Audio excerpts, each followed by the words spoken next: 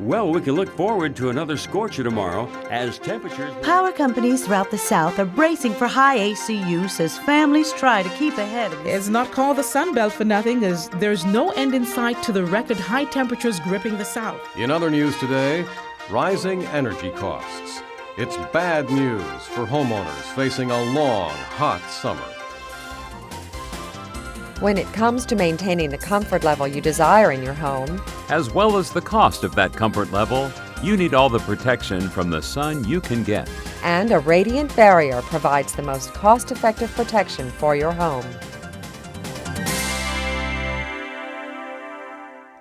In the Sun Belt, we get an excessive amount of solar radiation, which means higher cooling bills and reduced comfort.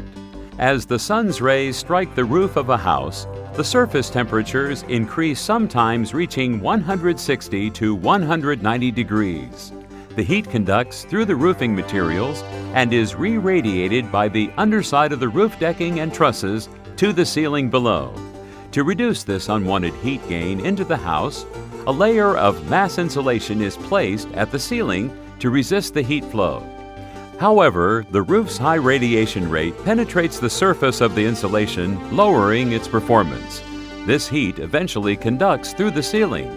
Radiation also reduces the efficiency of air conditioning systems by superheating ductwork located in the attic. This effect is then compounded by the fact that when the attic becomes superheated, it can actually continue to store this heat long after the sun has set.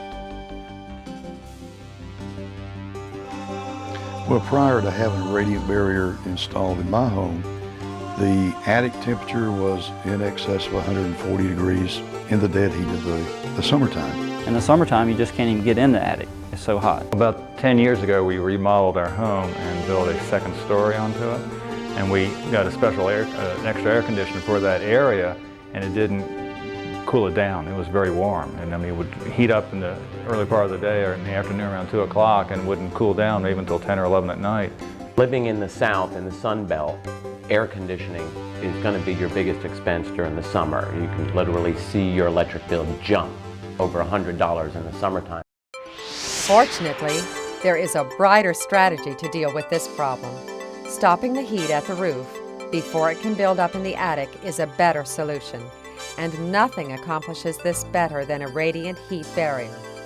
Radiant barriers reduce the flow of radiation from the hot surfaces of a roof to the interior ceiling below. In fact, radiant barriers can reduce radiant heat transfer as much as 97%. A radiant barrier will improve the efficiency of mass insulation, AC equipment, and ductwork located inside the attic space. Lower the heat load and your air conditioner runs less. A radiant barrier will also improve comfort in unconditioned areas as well by significantly reducing temperatures in garages, porches, and lanais. It stops the heat from coming into your house in the first place. It just turns it around right at the rafters. With the radiant barrier, the air conditioner was operating more efficiently. It was staying cooler in the attic, so it was coming on later in the morning, not coming on as many times during the day, and of course shutting off earlier in the evening. The difference was amazing when I climbed into the attic, and in the middle of the summer, you can actually stand it. It's not too terribly hot. The back porch is a screened-in back porch. It's not as hot as my back porch at my other home was. The first day we had it, it was even better. That the air conditioner doesn't work as much. I would definitely recommend radiant barriers to anyone building a home. The most effective radiant barrier for residential construction works with or without your attic's natural airflow in order to provide a superior degree of temperature control. You may have some questions about radiant barriers, such as, will adding a radiant barrier increase the temperatures in my roofing materials and affect the longevity of my shingles? It is extremely unlikely, says the Florida Solar Energy Center, which has measured temperatures above radiant barriers on hot, sunny summer days. The peak temperatures were only 2 to 5 degrees Fahrenheit higher than the temperature of shingles under the same conditions without a radiant barrier. other studies performed by independent organizations from across the country, including the University of Nevada, Las Vegas, and the Tennessee Valley Authority, confirm these results. Roofing materials are manufactured to withstand the high temperatures to which they are frequently exposed. A 2 to 5 degree Fahrenheit increase in peak temperatures that normally reach 160 to 190 degrees Fahrenheit should have no adverse effect. How about heat in the wintertime? A radiant barrier will also assist in reducing heat loss during colder periods.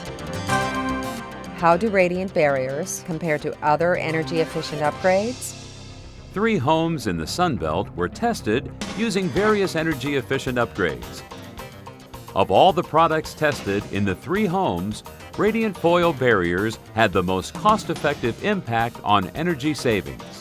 Extensive studies from national research facilities indicate that attic radiant barriers are an inexpensive and effective way for Sun Belt homeowners to save energy and money.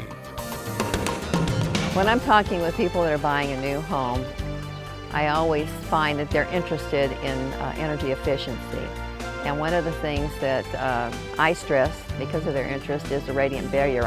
I would recommend radiant barrier in the home, especially a new home. What's really surprised me is my electrical bill. Radiant barrier was the most cost-effective option. If I were building a new home, I would definitely install a radiant barrier to make it more energy efficient. By far, it is a key component to an energy-efficient home. I would say this to everyone considering it.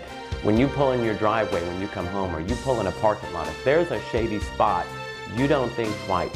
You go and park in the shady spot. It's going to make your car last longer, keep it more beautiful. It's going to be comfortable to get into. It's not going to take long for it to cool down. But you're given that choice when you come home. You can have your house in the shade by putting radiant barrier up.